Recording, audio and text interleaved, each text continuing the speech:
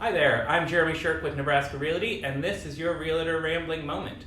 If anybody's been paying attention to the real estate market in the greater Omaha area recently, you have noticed that there has been a little bit of a slump in the last couple of weeks. This has a lot of people talking about what's going on. Their homes are sitting on the market a little bit longer, buyers are able to be a little bit more competitive, and I think we're just trying to catch up from the mindset of before into what the current market is. So I just thought I'd take today and take a little bit of a look at your statistics for the last couple of years and see what's really going on.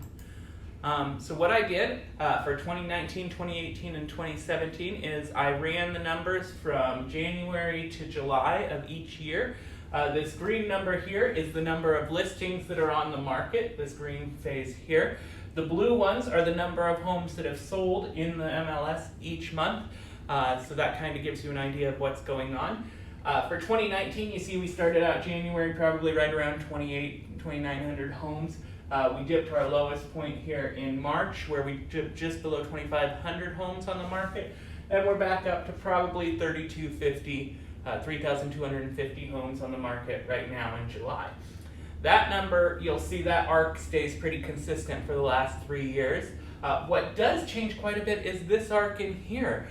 You'll notice that we did pick up a little bit in March, which we normally do, but we picked up significantly in March. We had all of that snow this February. It kept people in. They weren't out looking as much. And then you remember March, April was crazy. Homes were selling in hours with multiple offers every time. You had to basically give away everything you could to get a home if you were a buyer in April. May, it slowed down a little bit, but there was still that chaos. We were coming off the curve. And then you see this huge dip in June. If you're a regular viewer of the Realtor Rambling Moments, you'll notice we talked about this in June, right around Father's Day. I mentioned that there was a drop-off in the market. We weren't sure what was going on. We thought maybe people had taken off for the Father's Day holiday. We had College World Series and then the 4th of July. That normally causes some dip, people going on vacations, taking time off for family events, things like that. But this is a pretty significant drop. We went from about 1,750, 1,800 homes in April to less than 500 homes that sold in June. That's pretty significant. This July number here isn't very important. You probably can't even really see it without zooming in a lot because we're only at July 11th, so a lot of the July numbers for this year haven't come in. So a lot of people are saying, oh, this is a normal summer slowdown. I think it's a little more drastic than usual, so I decided to look. If we look at 2018, you'll see, again, the green slope stays pretty consistent with the number of listings, right about the same number. Again, we had the pickup in March. It was a big pickup in March as the spring market stayed. We did not get the drop-off in May of 2019 or June of 2019 that we had this year. It dropped a bit, but only about 250 home sales. It stayed pretty consistent. This was pretty alarming to me and to some people, but I actually think it's a good thing for a couple of reasons. One, it gives buyers an opportunity to really think about their decisions. You're not rushing into something, you have less buyer's remorse, you've been more thoughtful about what you're looking for. You're able to find a home that really suits your needs. Two, I think that the real estate market, if you've been paying attention the last few years, has grown ridiculously in terms of prices of homes. They've skyrocketed. You can't sustain the kind of growth, 12% a year in value that we've had over the last few years and not have what economists call a bubble that is going to burst. We remember 2005, 2008. The problems that we had, and we don't want those again, so we're glad that we're entering a little bit of a correction. And really, when we go back to 2019, we're only talking about staying on the market for 30 to 45 days, which is what a traditional, normal real estate market is. It's not healthy for a market if your home sells in the first day all the time, every time, because it doesn't allow for a normalization period. It doesn't allow for a true estimation of what home values are. People get caught up in the frenzy and things get out of control, and that's when you end up with people upside down and foreclosure rates increase. Take a quick look at 2017. Again, the green arc stayed pretty similar.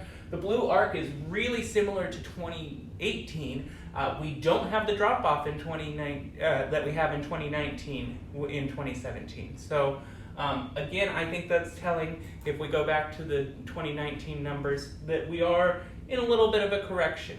Now what this means, what this means for you, buyers, a lot of you got fatigued over the last 3 years. It's been really competitive, and a lot of you have decided you want to sit out and wait until the market normalizes. You don't want to compete, you couldn't compete, you wanted to work on your credit, you wanted to work on your down payment, you didn't want to give up all of your options and your contingencies, your inspections, which you shouldn't have had to give up.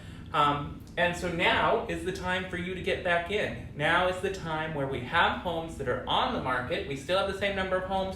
We have fewer buyers. You can be more selective. You can be more competitive. You can ask for a few more things, maybe closing costs if you needed it, inspections and repairs if you think that those are necessary. Your sellers are starting to come around to the idea that they're going to have to give up a few of those things. What it means for sellers, I think that in the next couple of months, you're really going to learn what the difference is between throwing your home out as a FSBO, for sale by owner, or on HousePad, or with one of these new agents or brokerages that have popped up that are just in the market because it was so quick and easy to sell homes. They're looking for quick cash. I think some of those are going to start to go away. You really want to interview your real estate agents. You want to make sure you have a professional who's experienced in marketing your home. You're going to see the value of having an agent who can market your home, help you to make sure it puts its best foot forward, help you to understand when and why you do open houses or agent tours and sip and sees, who understands what the importance of marketing on several different platforms, how to use social media to get your house out there to the most number of buyers through your home, and then how to carefully negotiate and draft your offers, price your houses, so that you can maximize the value of your home while not staying on the market for forever, waiting for that one buyer who's willing to give you everything you want. You're going to have to negotiate a little bit, but with the help of a licensed real estate agent who's competent, you can learn where you can negotiate and still be comfortable and get the things that are a priority to you. So my name is Jeremy Shirk with Nebraska Realty, and this was your Realtor Rambling Moment. I really encourage you, if you're thinking at all about the real estate market, to reach out to me. You can reach at me at 990-6191 or jeremyshirk@nebraskarealty.com, or just message me on this link. And let's talk about your specific situation and see what needs to get done for you. Again, this is your Realtor Rambling Moment. Thanks for listening.